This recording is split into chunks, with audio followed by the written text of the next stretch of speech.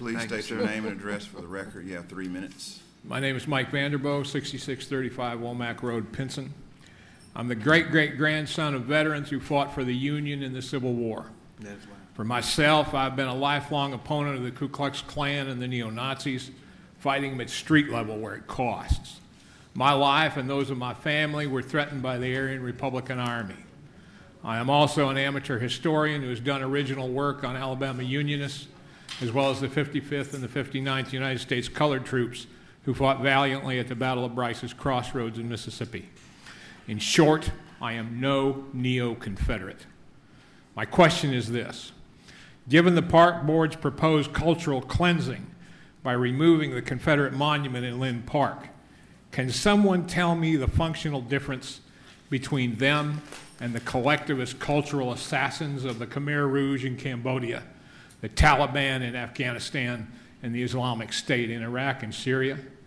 And if you ratify this decision, how are you any different? I wonder, will you and they carry this campaign of cultural cleansing to its logical conclusion and ask all the white folks to leave town so that y'all can, quote, feel comfortable? History and all its twists and turns must be preserved, not sanitized according to the hysteria of the moment. And that's what this is: racist, collectivist hysteria. In their own way, the proponents are as bad as the Klan, because by such actions, they validate the Klan's hatred and they make the Klan's job of recruiting the gullible far easier than it otherwise would be. If you want to do something, why don't you commemorate the veterans of the 55th and the 59th USCT, some of whom are buried here? Put up a statue to them in Lynn Park. For that matter, why don't you remember the black Confederates who fought for the South?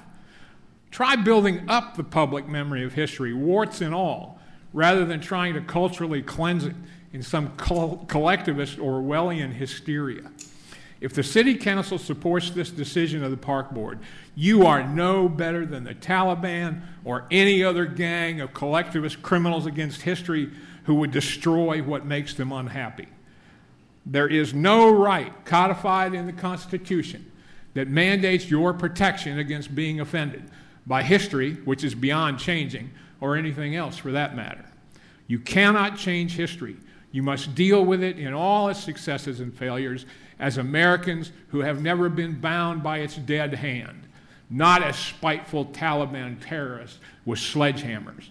In conclusion, it is fair to ask, what's next? Does Mr. Matthews propose tearing down Arlington? Shall we cleanse the cemeteries of ex-Confederates?